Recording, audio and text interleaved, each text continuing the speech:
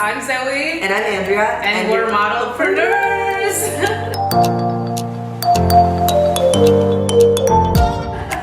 So today we've got Andrea's high school friend. Hi guys, I'm McKenzie. I'm going to be on this week's episode of Modelpreneurs. We're going to be talking about working with friends and family, which I have a ton of experience doing because I own restaurants with my husband. I have a media company with my friends. I've worked with the crazy Andrea, and yeah, I'm a singer, songwriter, music producer, and about 12 million other things. So somewhere along the lines, I've worked with pretty much everyone I know. So if you want to get the scoop, watch the episode. She is a child actress, a trained dancer, now singer, producer, writer, video editor, home renovator. You own a couple of restaurants. This is, oh my gosh, like I don't even know how you keep up with your own life. Today we're going to talk about working with friends and family, which we all have some experience with that. For sure. Not only do I work with my husband, but I also work with my brother-in-law. I work with my father-in-law. We have hired my father as well, and my father has worked with us. Yeah. We have investors in our companies that are close personal friends and have been close personal friends, and we have worked with other close personal friends as well. You know, obviously I agree with you guys that this is something that you have to work on constantly. It is not easy. The reality is that what you're dealing with is what's called neuro-linguistic programming, which I'm not going to go too deep into, but so for example, you have a relationship with somebody and you have a way of dealing with that person. Mm-hmm. So my husband and I have a neuro-linguistic programming with each other. We now have to enter a new arena where our neuro-linguistic programming isn't necessarily ready for that because we're outside of this one realm and now we're going into another realm. I need to be aware of how I'm talking to him and go, okay, like right now I'm a manager in your business, my business, our business, whatever. But I'm working here and I work at the restaurants, and if one of the other managers talked to you like this or responded to criticism this way, that's not okay, right? It's almost like you have to put a hat. You're like, now I'm a manager. Like we forget everything else, which is hard. Almost impossible. Right. So did you guys have this conversation, or did you run into like certain challenges and say like, hey, we can't keep doing this? Or we're still finding the balance right now. I think it's been actually the biggest challenge with my brother-in-law because he's so close to Jonathan and so close to myself that it makes it just crazy challenging. And not only that, but like he's not a manager in the business, he's just a bartender, so that's a really hard thing for him to navigate. Because he's the owner's brother, you're kind of like... People are unsure of how to manage that. He might be, you know, Jonathan's brother, he might be the owner's brother, but for the purpose of getting work done, like he's a bartender. Treat him as such. That's admirable that you were transparent and open with your employees, because I've been in situations where I've been working with people and then I've come to find out that, oh, they're best friends or they live together or they're in a relationship, and then like it just messes with the dynamic of everything else. Like, oh, that's why this happened or this happened. Yeah. When we first opened Nomads, I was essentially the general manager, so there were times where I'd have to talk to Michael and be like, hey, I need you to do something this way instead of the way you're doing it, which is this way. And on any other employee, I would be like, talk to them, and they would say, okay, perfect, no problem. Yeah. Michael was like, well, I didn't do that. Like, blah, blah, blah, blah, blah. And it's just like a full explosion. And I'm like, okay. Because he takes it personal, right? Because he takes it personally because of our personal relationship. Yeah. What have you done to be able to overcome these? Like, how do you... It's all about communication. Okay. You have to be extremely knowledgeable about what you're personally going through where the difficulties are. You have to be able to communicate that, articulate that, without hurting someone else's feelings, and then at the same time know what you're asking for from that person. So I've had those conversations with Mike. I'd be like, look, you and I, we gotta sit down, and I'm like, here's what's happening, and here's why this is a problem, and here's what I need you to do, because this is how it's affecting, me, and it's affecting the business, and blah, blah, blah. Communicating, like sitting down like that, I think that's so important that people overlook, like, because communicating could be like, oh, well, I'm telling you. But that's not it. That's not communicating. Right, communicating is a two-way street. You can't tell someone something and expect to get anything out of that. Right, because a lot of times that happens. People say, like, well, I said it, and they said it, and like, you end up being like, it's not working. And it's also expectations. You can't expect that you're going to say something once and it's going to happen. It's like thinking you're going to lose 100 pounds by eating a salad one day. Like, it's just not going to happen. It's an ongoing thing. Yeah. So my husband is a true entrepreneur, like a true textbook definition. He is not happy unless he is doing a million things at once and going crazy. Like, he does not want to sleep, he does not want to do anything, he just wants to work. Yeah. He's known Andrea I think you met him as soon as, like you met him as soon as Jonathan and I started seeing each other. I was actually. Did you set it up? No. When she told me about it, I was like, she told me about this guy, and I was like, this guy's your soulmate. That's it. Did you have a conversation with Jonathan directly, or did you tell her that you're looking for investors, and then you went to your husband to say that? No, it kind of organically happened because at the time I think he was going into something tech and digital. Yeah, and I was working on it. Okay. He was helping with some social, like we were doing some all collectively together, some social media stuff. Yeah. So it kind of just came about naturally. Like Yeah, it wasn't like a formal thing. Hey, maybe you talk to this person. But Yeah. It wasn't like that. We were just. It came naturally, so we kind of were all like, okay, cool. Did you have to pitch him or anything like No, that? because he was. Not really, I think no? I was kind of like. He was aware. Like, He was aware. Actually, no, wait, I remember now.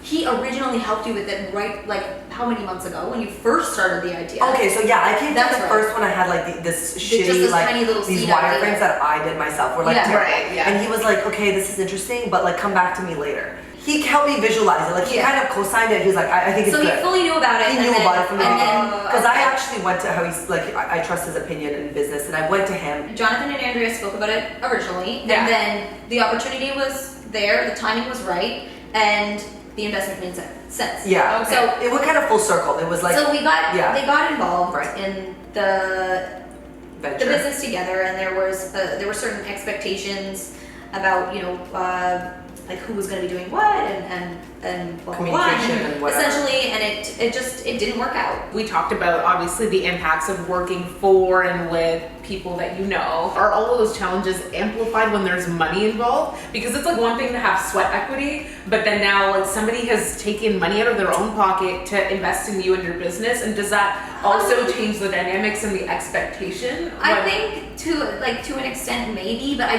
don't know that with us it was. It I don't know. wasn't, weirdly enough, because people always say money causes problems with friends, I don't think the money necessarily thing was here, because without getting into like mine and Jonathan's thing, I wanted more than just money from him. I wanted that was a big part. It was a big part. It was a big part of it. So Yeah, it Jonathan's wasn't like, expertise. right. So it And wasn't like a money thing and like him putting money or taking it out. That wasn't really the thing. I think it was the involvement in the whole thing. But I don't really want to. I think that money can definitely make can. it more stressful. When you've invested your money into something and It plays a part. It can make things more stressful. The whole endeavor certainly affected our relationship, and it affected obviously hers and Jonathan's relationship, Okay. which on its own was like a separate thing from me as well. Right. So just like through that, then Andrea and Jonathan are in business together. right. Your husband now and Andrea are having some difficulties. Did you have the opportunity to kind of like mediate, and like did you work in between them? I'm the kind of person who I'm very steadfast in my resolve, in the sense that you cannot, if I feel a way about something, like you are gonna have to really prove to me that your way is right or different. So it doesn't matter if it's Andrea or if it's Jonathan telling me, what they're going through and their side of the story. I'm not personally picking one side or the other, and I'm not being swayed by one side or the other. I have my idea of what's going on here, and I'm going to be vocal about that to both of them, and there is no like I'm the first person to call you out. For me, it was sometimes being like, hey, like I could see when it started to like maybe not necessarily work anymore. I could see that it was kind of happening, and I was like, I would say things to Jonathan and be like, here's what I think you're doing, and I think what you need to be doing instead. And I would do the same with Andrea, as I was like, look, you're doing this, but I need you to be doing this. There was like one time where I got on the phone with her and I was like, I need you to work harder. Like I don't remember what I said to you. I was like, this is not okay. You're at a party right now and I need you to finish this. Like, well, something stupid. It was nothing really, but like, She's been like, for sure, very much of this, because there's other times where I feel like I express stuff to her as like within the relationship of our dynamic, and she was like, no, you're right. I think he's wrong with this. Yeah, 100%. I don't choose sides like that. So that was important. It's important to have like, that was important for our relationship. Yeah. The fact that I wasn't gonna just choose her side or his side, and it was also important for Jonathan and my relationship. It affected our relationship for sure, in the sense that like we had to take some time off, but it wasn't because we were fighting. It was because I didn't need any space, but I think Andrea needed some space. So I was like, okay. Did you learn anything about each other or yourselves like through going through that experience? For me, I really wanted to just like call Andrea and have it out and have the conversation that I felt we needed to Probably have. she did, because then I wouldn't have had to do, because We still haven't done it. we still really have, like, I This is our wanted to. first time even discussing this. We've just pretended like it never happened up until right now. Yeah. But we really truly know each other. Like I know Andrea better than I think she even knows herself, and it's probably true the opposite way. So we almost don't have to say anything.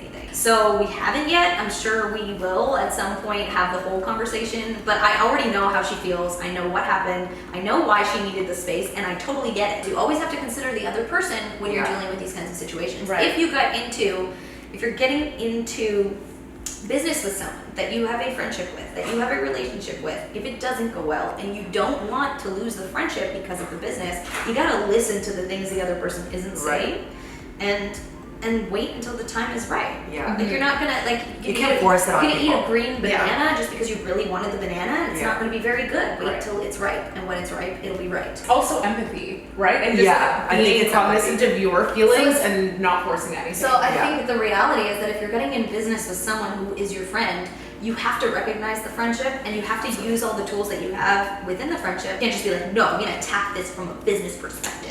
Because it's not just from a business perspective. Right. You're Yeah. in a relationship here, or you're dealing with a relationship here. So I think, yeah, it's just like, it's tough. No matter what, it's Yeah. hard. It's- Yeah. It's really hard, but like, do what you need to do in order to get back on track if that's what you want. Don't do things the main thing I didn't want to have happen was I didn't want to talk to you about something and then make our relationship irreparable. Because you can very easily do that. And when you're right. emotional. Jonathan and I do this thing in our marriage, and it's something that I think has been so important for why we've been together for 13 years. Like we've never broken up. We've been together this entire time. No, like we have a great relationship.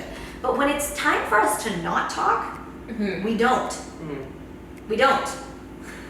Because what do when you're heated and you're angry and you're upset or something is upsetting you? You say things that are mean and you make things worse. Yeah. While it's challenging for me to work with my husband, and it is very challenging. It is not. I do not recommend it for everybody because it can affect your relationship. Or we're friends or family. Or friends or family. It Yeah. can affect. It obviously does, and it has. Yeah. But if you don't know yourself, and you know, like this is the issue with being self-aware. Everyone thinks they're self-aware until they actually are self-aware, and then they realize how unself-aware they were. Until you can actually have those conversations and be like, oh, I'm wrong. I need to fix myself.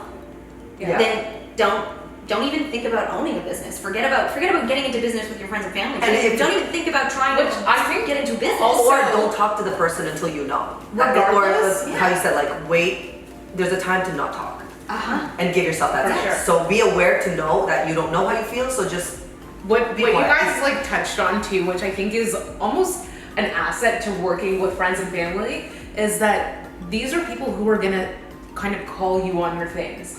Like usually, yeah. like, I think that generally that's the case. Like Yeah. if you guys are going through something, you do have like a certain level of trust. We're gonna be open with one another. Yeah. Maybe it's not in the right way, and it's gonna take some time for you to be like self-aware and whatever, digest certain things. But I know that like it's a lot easier for somebody who doesn't have a personal relationship with you to just walk away from the business and be like, you know what, this is not working. Bye. Figure it out. Your friends and family know you best, so they're gonna call you on the things you do. Right. You have to be aware that that is going to happen, and that you need to be ready to deal with that. Take what they say, digest it, act on it, and make yourself better. And if you can't do that, don't get into business with these people. So what advice would you give, because you probably have the most experience out of both of us working with friends and family, and you're still doing it, Yeah. like ongoing, to somebody trying to get a business? I mean, I think we've been very vocal telling people, if you can avoid it, it's preferable probably. No, I don't think that. I don't agree. Um, I don't think that if you can avoid it, avoid it. I don't think get away from it. I think alter your expectation of That's- what is potentially going to happen. Yeah, right? when you're getting into friends and family, and whether it's working with them or for them, it depends the type of person they are. Make sure that your values align, that, like I said, the trust is there, communication, and you both are ride or die, whether it's for the relationship or for the business. Don't be like, oh well, I know my best friend so well that I'm certain we're going to work really well together in a professional way. So she's going to be the CEO of my company and I'm going to be the CFO, and don't do that. Feel it out. Have a starting point. Have like hopefully this is where it'll get to, but it's possible that we could end here, or it's possible we could end here. And be prepared for both. Right. And have that conversation Right. with the person, as opposed to being like, I'm gonna make you a manager in my business, blah, blah, blah, blah, blah, blah. Yeah. And then, 2 months down the road, you realize that, oh my God, this person is really not ready for that. I can't give them that because now what have you done? So if you guys were to do this again, what are like the 3 things that you would do differently? Working with somebody or working for them that I know and I'm close with, I think number 1 would be start off the relationship. Like when you say, okay, now we're gonna work together, leave the personal at the door. I think, and this is for me, for example, like the Has stuff that that ever been possible? Well, now like with the nightclub thing, I'm friends with the owners, and right away when I started working for them, like I feel like because maybe it's such a like relaxed environment, I think if I could go back, I think the way I would sort of maybe the amount of information I would diverge to them in certain things when it comes to work, I wouldn't. For example, let's say like personal stuff's going on in my life. If they were not my friends, would I tell them that? I'd just be like, I'm gonna be late for work, I apologize. Second thing, I think what you just said about sort of outlining where this could go, having the communication, and I guess it's 2 in 1. Sitting down, having the discussion of if it leads here, what are we gonna do? And obviously that has to be communication. You have to have that sense of communication. Right. So yeah, those are my 3. How about you? For me, I think that in my first experience, because I started my business really young, so I was a teenager when I got into business for a few years with a friend. For a little while, I was really jaded. I didn't want to work with anyone. I was like, honestly, I just want my friends to be my friends and business people to be business people. Like, I can't mix the two because I don't know how to deal with it at this point in my life. That now that I'm a little older and I've taken the time to like really self-reflect and say like, okay, well, what worked and what did I do wrong? And like, how could I fix this? And different things that I should do differently. And then just being kind of open to saying like, you know what, this could work and it could be wonderful, or maybe it might not. And just like knowing in myself that no matter what, I'm gonna make it the best possible opportunity for everybody that's involved. And I think it would make it easier to break ties if that were to happen. Yeah. So yeah, that's for me, and just like being open and honest, Transparency, with myself. I don't think I would do much differently. Like I am. She was really good at communicating. I mean, so. I absolutely am a huge advocate for working with friends and family. I am. It's just you have to be the right kind of person, and if you're not, then don't. It's great to work with people that you know and love, For sure. because You know them. you know them, and you love them, and you want them to be successful, and they want you to be successful, and there's trust and support there. Just understand what comes with it, and be prepared for the possibilities. Don't set your expectations to be anything, and like ride the wave. If any of you guys have worked with friends or family and you want to share your experience, just comment down below. We'd love to just hear about your tips and your experiences, and is it something that you would do? Like definitely work with friends and family, or totally avoid it? Leave us your thoughts and questions or comments, or we'll also add all of Megan's info. Yeah, you have to check out her restaurant if you're in the Toronto area. It is awesome, and she worked really hard putting it together. We'll send the links to that as well. So thank you for watching, and that's See you guys. Thanks for having me. Bye.